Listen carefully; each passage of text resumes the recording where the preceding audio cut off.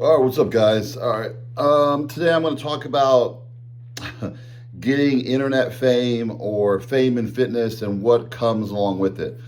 So many people out there, especially since TikTok, people can become well known or famous overnight. Like, let me give an example. Like the Island Boys, probably everybody knows them. That's on TikTok. If you weren't on TikTok, maybe not. I got on TikTok like a year ago. So this is kind of about TikTok and the real world. TikTok is a lot easier to become famous or well known.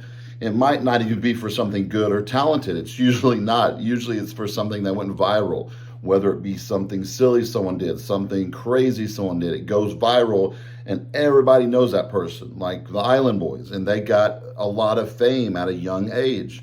And a lot of people out there, they're making these videos constantly, wanting fame, but they don't understand a lot of the negative stuff that comes along with it. I'm still into fitness now. I took like a 3 year break. Like I went away like a hermit because I got so burnt out in bodybuilding. I mean, when I was bodybuilding, I got a lot of exposure at a young age. I started competing at 18, and I got a lot of exposure at 18. At the time, DVDs were a big deal. People would buy DVDs, so there wasn't YouTube, there wasn't social media where I could just get on here like I am now and just talk to everybody. I know I'm tired. My eyes are like, I didn't sleep well last night, but I'm just looking at myself. Gosh, I look tired. So it's not like it was today. So like when I was 18, there was a website called mostmuscular.com. The owner, Joe LaBelle, awesome guy, rest in peace, passed a few years ago. He really helped our bodybuilding careers a lot, and he helped a lot of people that were good, not just anybody, that were good, develop their careers.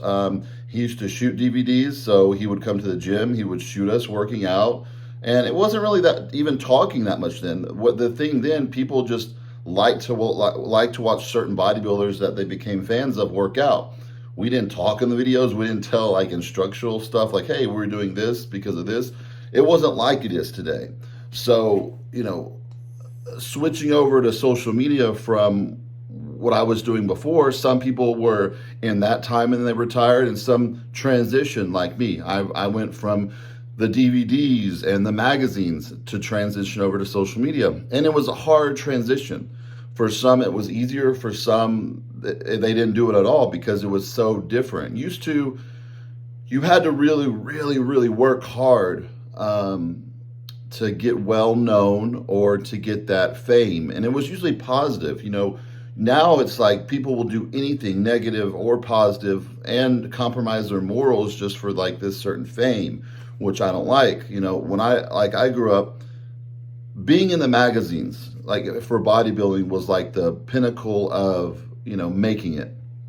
And it wasn't just anybody in the magazines. They usually had the same like 30 to 50 guys in the magazines. And so I eventually made it there. I got a contract with a big supplement company first, and then my ads got in there, and then I started getting spreads. And then I finally got a contract with one of my favorite muscle magazines called Muscle Mag International, and I had a write up in there, and I was in there all the time. And they pretty much had the same guys in every magazine. Like you would have Muscular Development, Muscle Mag, and I would say maybe in total, maybe 50 to 100 people. That was it. It's not like today where everybody could just make a channel and become well known, even though they're not good. So you had to be good at what you did to make it in the magazines. They weren't putting people in the magazines for no reason.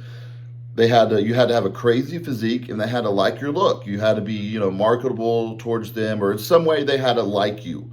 And the magazines were pretty straight up. Other stuff like commercials, TV, that stuff was like more dark stuff, like, trading sexual favors and all that weird stuff. And I was, I had my part in that, and I tried all that out. Not the sexual favors, but I tried all the auditioning out in New York and staying there for months at a time, and it was not for me because I found out what went into it and what people had to do to get forward. And all these Hollywood people, when I came back and I would tell people, yeah, like all these people in Hollywood, this is what they're doing to make it there. And people's like, no, that's not true at all. Now people today, they know that's what happens because it's more open and people talk about it. When I was staying in like New York and California, and I was doing auditions for Mainly commercials. I made it for one TV role and I didn't take it. I might do a separate video on that because it was the nature of the role was something that didn't portray bodybuilding in a good way. So I didn't take that role. It was for SVU and Law and Order, and I just couldn't take it. I mean, I remember I called my mom and I talked about it. She was like, "No, that's you love bodybuilding, and that's putting bodybuilding stereotypically in the wrong way." And that's what I was totally against because bodybuilders are stereotyped. Of course, we work super hard to have these like big muscles, and then we're like criticized by people, saying all our hard work is just because this bottle of hormones that we put in our body. That's all where it comes from. If any of these people actually tried it themselves, they would understand how difficult the whole lifestyle is. And, people don't have a clue what they're getting into. And this might sound like rambling, but I'm just talking about fame in general. My only fame was bodybuilding fame that I had. And, so I was in the magazines. People would recognize me constantly at gyms, at airports. You got to remember, magazines were everywhere. So just the airport, people that would never even pick up a muscle magazine might pick one up and just scroll through it, maybe to find some cute girls in there or whatever. And people would see, and then not many people look like me. People would say, yeah, you're easy to recognize. And so people would see you everywhere. I would get recognized constantly. And it was kind of, maybe flattering at first. But then after a while, it got tiring to a point. Sometimes you just want to chill or you're tired. And so I have a lot of friends that are pretty famous and pretty well known. And let me tell you, it's not glamorous how people think. Sometimes they are miserable. They just want to be left alone sometimes and just crawl into a hole. But hey, that's what they chose and that's their living. It's a job. People always look up to these actors and actresses like there's some noble people and all that. Maybe some of them are, some of them aren't, but that's their job. And a lot of everybody just sees the positives. Oh, you're wealthy. Oh, you're well known. Oh, you get to go to all these extravagant events. They don't see all the negative parts, like all the craziness they have to deal with. They have no privacy anymore. You give up your privacy as those actors.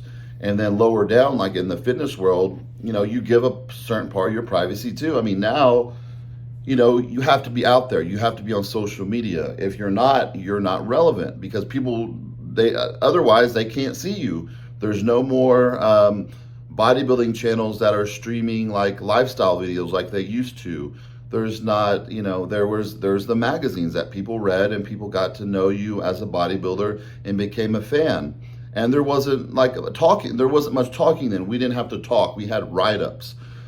So I think since social media has come out, it's kind of people get to know their people they looked up to and they're disappointed a lot. Maybe they might not agree with some, political views, some, any kind of views. And they're like, wow, this person is, I'm not a fan of them. Or they might meet them in person and they might be rude to them, or the popular person might have a bad day and just not and might accidentally be rude to the person. It's just a big mess. And I see everybody now, they're just really wanting to become famous in fitness. Well, let's stick on fitness. And they want it so bad. I mean, they would do anything, and they will do anything. I see people, and I have people that ask me, what do I need to do to make it? And I'm usually, not usually, I am straight up with people because I'm not going to sugarcoat anything. A lot of these young kids think they're going to make money and grow up and, be these famous bodybuilders, like the top few in the world right now. I'm like, it's just not going to happen. It's just not in your cards. You can tell at an early age somebody's physique, genetically how they're built, if they can be good when they're later on. And some people just aren't made for that. So they'll try any way to get there, and they waste a lot of time. They waste a lot of effort they could be putting into something more positive. And I'll just talk about some of the stuff I dealt with, just being, having my little fame I had in fitness, which, there's other people that had a lot more fame, but maybe dealt with less drama. You got those people out there that are just really likable, like Ronnie Coleman, Jay Cutler. I don't really know anybody that just doesn't like them because they're such likable people.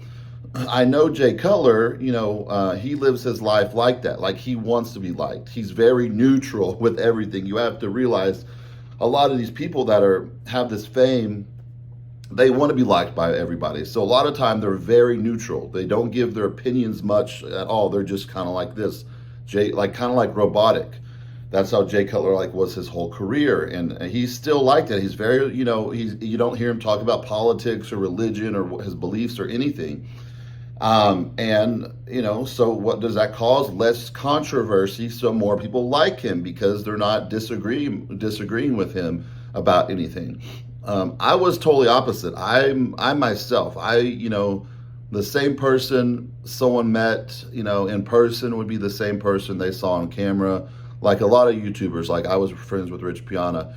He was not, in person, he was totally different from camera. People was like, oh, wasn't he like, no, that's not how he was in real life. That was his, online persona. So a lot of people have online personas too.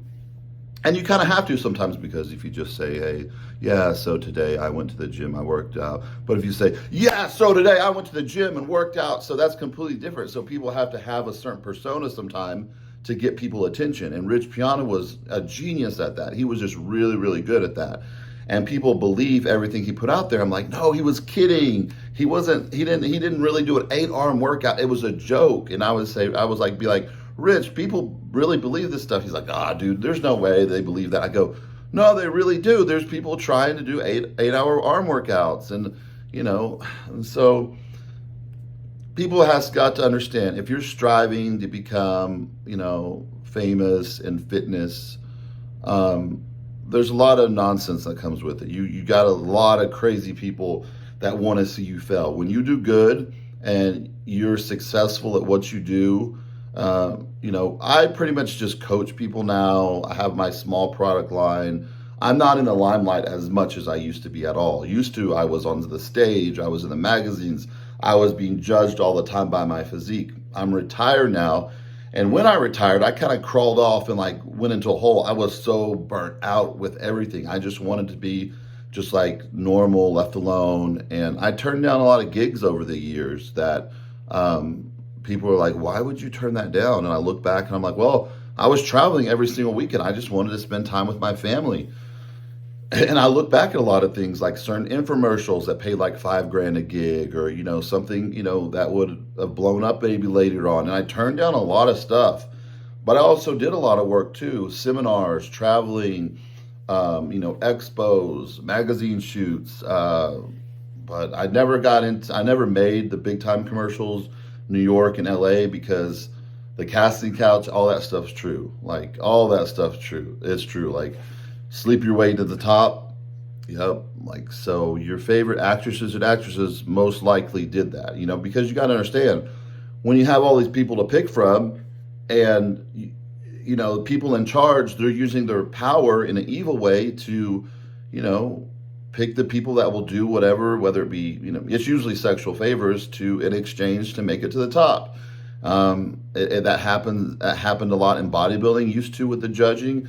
Not so much anymore for the men because the money left, but for the women, I still see it happening with certain people. I'm not going to name certain names, of course, but I see it happening, and that's just happens in life. So the whole moral, the meaning of this story and rambling is, people try so hard to make it in fitness, to get well known. And just because you're well known, it does not always equal wealth. There's so many people that are popular and well known, and they don't have money. That's what people don't understand. They're like, isn't that person rich? I'm like, well, why are they rich? What's their income? What do they have? What have they invested in?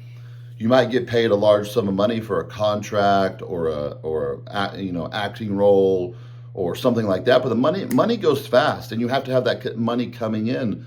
And if they don't, it goes away. That's why a lot of athletes, that are making millions and millions and millions a year, end up being broke. I mean, there's those documentaries that people have seen on, like, the NFL players they're all broke, and NBA players that are all broke. And people's like, how can you be that broke? But more money equals more problems for those guys. And I've had a lot of friends with that type of money, and it equals a lot more problems, and your budget's a lot higher because you're spending a lot more. So people just need to be happy with themselves and be content sometimes. People are always trying to be someone they're not, and just to get to the top.